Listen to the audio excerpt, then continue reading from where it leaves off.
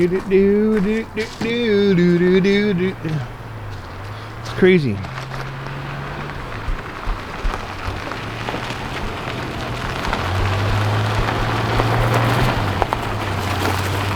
Right for me?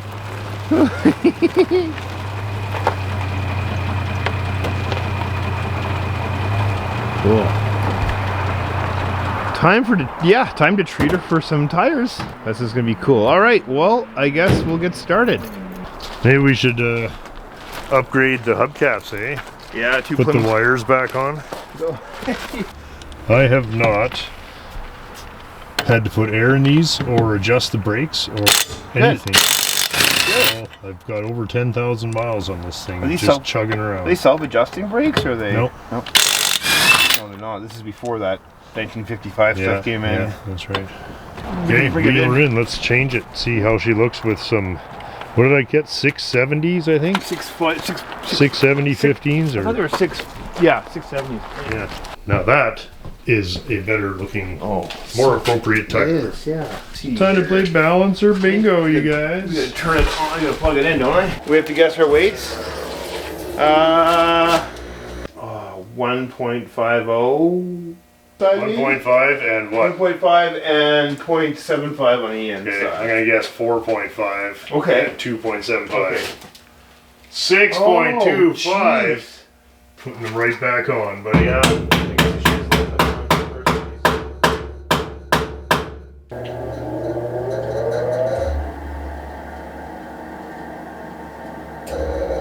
Good enough. Not bad. Good enough for Ardrossan driving. Well, let's go put that guy on and grab the next one. Okay. I'm feeling good about this one. I'm saying 2.5 and 1.75. So 2.5 and 1.75? Sure. I'll go 3.25. Ooh. But I'm gonna go 1.25. Oh, okay. Okay. And let's see what happens. Dun, dun, dun. Exciting, guys. Ooh, I'm off. Yeah, but you're closer to me. Okay, but still, okay. It's still pretty chappy. 475. Okay, Yeah, sure. whatever. Yeah. Well, whatever. Whatever. We'll just whistle something close on there. Yeah. Good. Well, the nice thing is that we can put these on, knowing that the car isn't going to wreck them. You got a nice wheel alignment. Somehow, the thing has excellent wheel alignment. Oh, this is just like a professional student. It's funny, eh? And how many years you've been doing this, everything still is exactly as shitty as it ever was. I know! That's okay. Yeah. 10,000 miles of more or less trouble-free motoring. This car is just a fun car to drive around. You don't need There's plenty more to fix up than this one. And sure, yeah, I'd love to see this thing all fixed I up. drove it today. We went and dropped off all the pictures for the calendar at the print shop. Oh, cool. Where's all the hubcaps? Are they here? In the tractor. Okay. Or, I mean, the lawn boy or whatever it's called.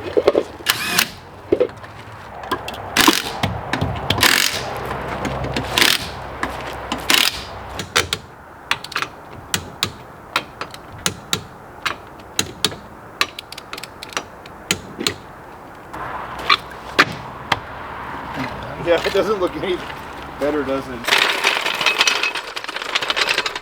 Got our fresh new 670-15 BFGs on the old Frazer here. I have to run over to Kyle's and grab something. So I thought we should take it for a test drive and see if it actually drives any better. Frankly, I think it'll be hard for it to drive worse than it did. The tires that were on the car were always the weakest link. Let's see if the 49 Frazer handles better on Corvette rubber. Frangers, do you want to come with Dad? That's a yes.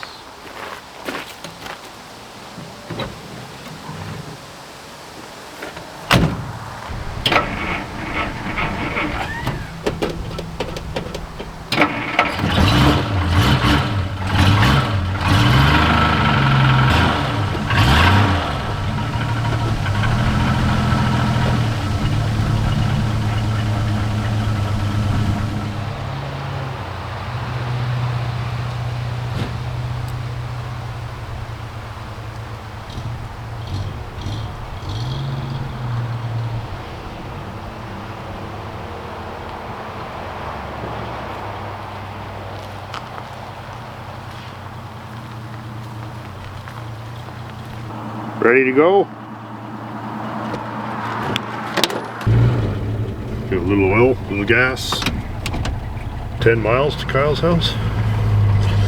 Let's see. Well, at 3 miles an hour, it's definitely better.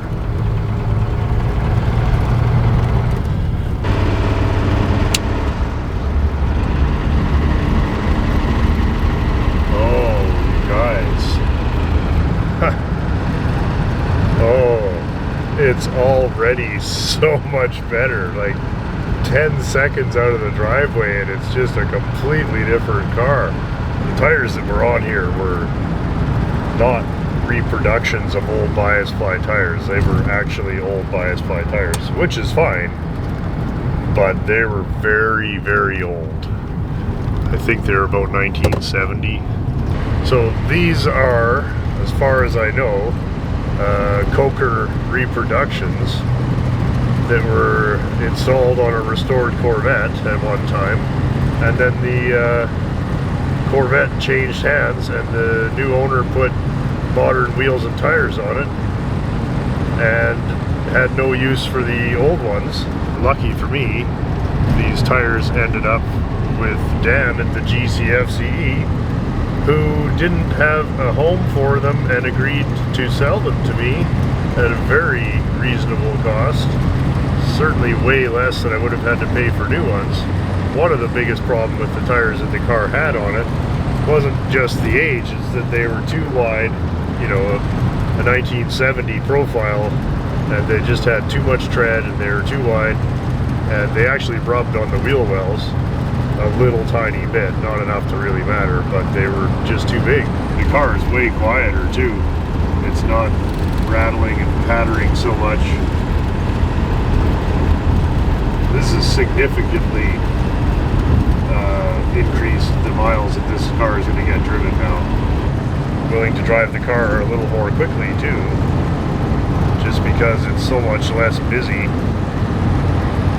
And you know, it's not that we don't have to correct as we're driving. This does not track like a modern car. I'm not kidding anybody here, but it's just so much nicer. There's 100 kilometers an hour. Much nicer. Not even bouncing really. Really, really good. Wow, so much nicer car now. This has got to be the most patched up garbage road in the whole county. And of course it's the one that I use the most. I would usually, and I will probably still, try to take the Citroen when I'm doing this particular road. It's the only car I've ever ridden in that just makes this absolutely terrible road tolerable. But this, I have to say, is such a massive improvement over what it was.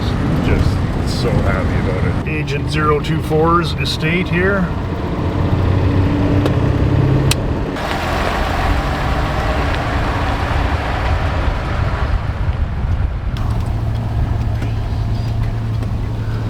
And here we are.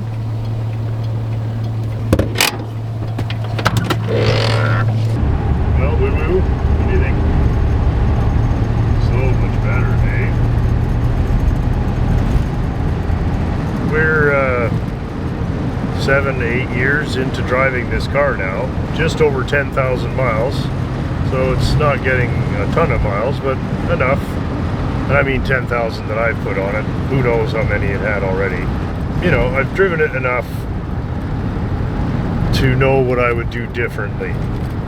And the number one thing that I would do differently, well, obviously, let's say besides putting decent tires on it in the first place, it simply wasn't an option at the time. I just didn't have the money. So we put the old tires on, which those were brand new tires, but they were 50-year-old brand new tires. Anyway, so what I have done differently in cars since then is spend your time on the noise mitigation. I didn't really put enough sound deadener in this when I did it, and I didn't really think it would make that much difference, but it makes a huge difference. So cars like the Blue Fury, I packed that stuff in there. That thing, you can't even hear it running from inside. It's just awesome. So that's something I definitely notice in this car that I would do differently. And again, this car was never intended to be a restoration. This was more like a roadworthy version of our yard cars. And that's all it was ever intended to be. It was just an exercise in seeing like how inexpensively can you put a car this old back on the road, from a abandoned field car with the windows smashed out to something with plates on it that you're driving around. And I think the total cost of the finished car when I put plates on it was somewhere around $2,300 bucks. That included what I paid for the car. I think that included all the parts cars.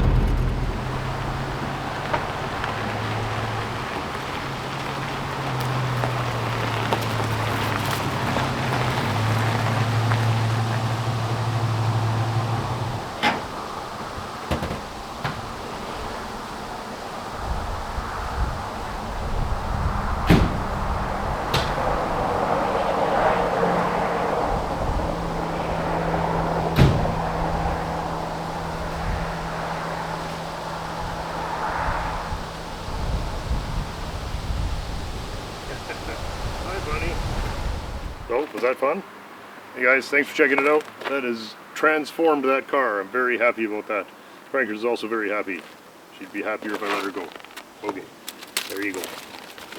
Oh, while I got you here, I just wanted to remind everybody, this is last year's, but of course 2025 Cold War Motors calendars now on sale at the coldwarmotors.com store. These are extremely high quality, 11 by 17, very heavy paper, suitable for framing if that's your thing. We had a lot of fun putting it together last year, and we had a lot of fun doing it again this year, and lots of great pictures and good times. My cars, agent cars, yeah. Anyway, the Menace is in there, of course. We're only going to sell calendars for a couple of weeks because we have to get them printed to make sure that they're there for Christmas, or at the very latest before the end of the year. So there won't be any extras. We only print to order, so please, if you think you might want one, it really does help keep us going. Thanks very much. You guys have a terrific couple of days. We'll see everybody on Saturday for more of the regular contributor. Same old shit.